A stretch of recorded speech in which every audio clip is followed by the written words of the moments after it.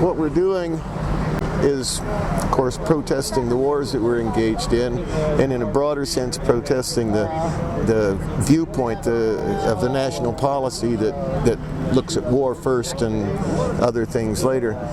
We started 9.5 years ago, just after the invasion of Iraq, because we felt that we had just recently formed a chapter at that time in anticipation that something awful was going to happen. We wondered what we could do. Well, the only thing we could think of that we could all agree on was stand here and let people know it's not unanimous. If you have your doubts, you're not alone. If you're against this thing, you're not alone. If you think it's flat illegal like we do, come stand with us. When we started off here, we had a lot of hostile reactions from passersby, and now hardly ever. You can hear all the honks that are supporting. We don't celebrate peace. We celebrate war. That's ingrained into our culture. And it's one of the things that we as Veterans for Peace really want to try to turn another direction, because the military by its nature is a killing machine. And you can dress that up any way you want to. That's in the final analysis what it's meant to do. Okay, I'm Joe Wakefield from Asheville, North Carolina. When I was 17, I joined the Navy, and I see you all the time, and my heart is with you, what you're doing. Yeah. I realize I heard him say that. Yeah. It's not a people's movement, but a government's movement to commit That's what war. they think nobody They are the ones with power and money. My name's Tom Palumbo. I was a sergeant, U.S. Army, enlisted in 1978 and served through 1992. My MOS was Behavioral Sciences Specialist, which is the Army's answer to a caseworker or a mental health professional. My first duty assignment was the 8th Army Confinement Facility in Korea. 18 years old when I'd met my first murderer, an arsonist and a rapist. And the Army gives you just enough skills to do your job, but it doesn't give you the background or understanding of what you're getting into.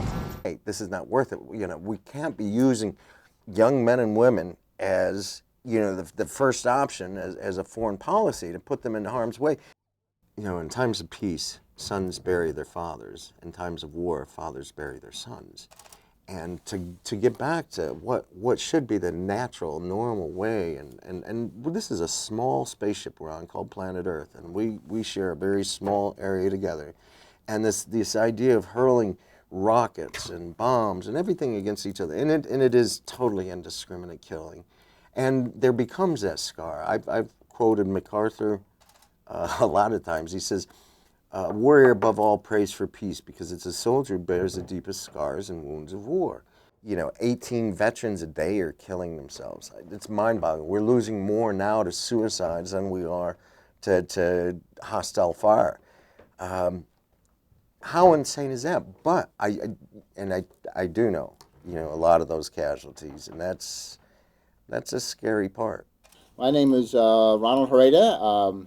I am a veteran of the United States Air Force. To me, it was just like a flashback to the whole buildup going into Vietnam, and I was irate. I mean, how can we do this again? How can we do this again? Why haven't we learned? And one day, driving to downtown, I saw these old parts up there with an American flag and Veterans for Peace flag, and going, that sure looks like a better use of my energy than going home and crying in my beer. And that's what drove me to join Veterans for Peace. It was just a channeling of that angst and that energy to work towards something as opposed to fighting against myself.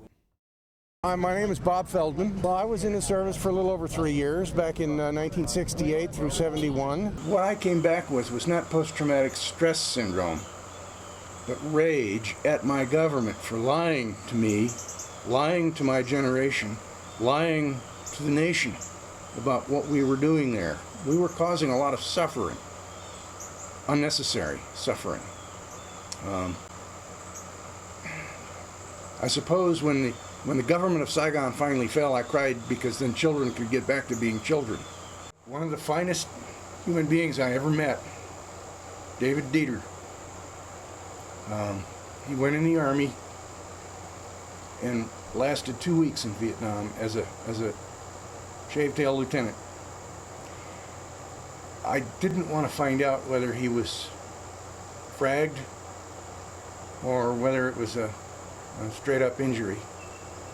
But he was one of the finest human beings I've ever met. His name was on the wall.